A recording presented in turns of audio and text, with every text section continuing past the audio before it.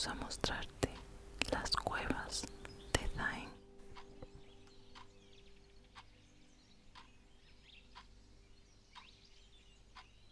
En el camino tenemos el placer de ver a una pareja de buitres leonados.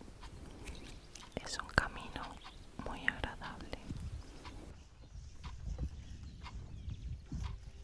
Nos abrigamos bien para no pasar frío y mira qué chulada de sitio. Normal que fuese declarado lugar de interés geológico. Te puedes parar, escuchar el silencio, observar e identificar a los animales que se resguardan aquí. Imaginarte usando estas grandes grutas para protegerte y dormir. La verdad es que al salir el sol y calentarte, no puedes más que dormitar en este lugar tan lleno de paz, paz, paz y tranquilidad.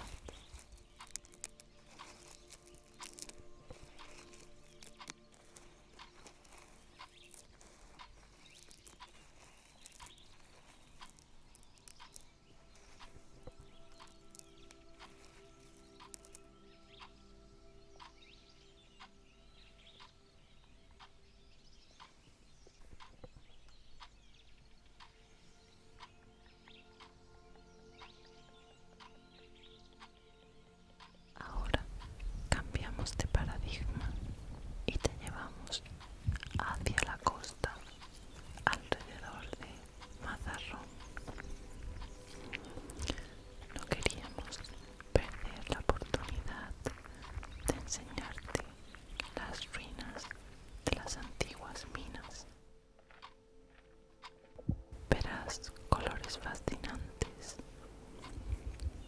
Te puedes imaginar cómo era vivir allí, los peligros, el ruido, aunque ahora pueda parecer un lugar de peli apocalíptico, tiene su encanto.